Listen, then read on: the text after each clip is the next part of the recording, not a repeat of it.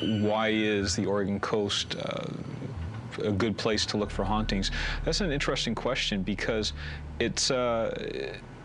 it relates really to a lot in the past, because you have a lot of emotional events going on the coast. It's a lot more primal because you're right next to the ocean, and even today a lot of the livelihood of people on the coast is really tied to the sea. You know, fishermen, recreation, and sometimes the sea is not a safe place. So you've got people with a lot of anxiety and a lot of potential tragedies happening along the coast. And that can lead to, these tragedies can lead to ghosts and hauntings.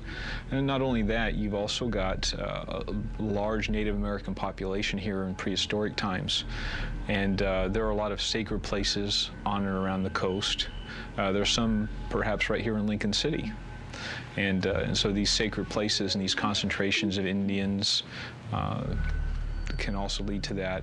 And another thing that's really maybe promotes places being haunted is you've got people living in the same houses for generations, where you have people build a house and then their children live in the house, and even their grandchildren. So you've got a little bit more of this family in the same house, and that might encourage a grandparent to stick around after death to see their family continue living.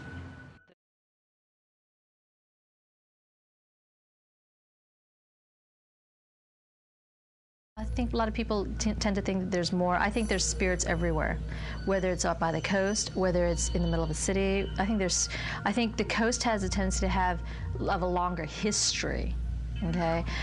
Whereas there are a lot of cities that are newer. I think people have a tendency to populate towards the water because it's natural for human beings, and it has more of a history, and so tendency to have more ghosts there.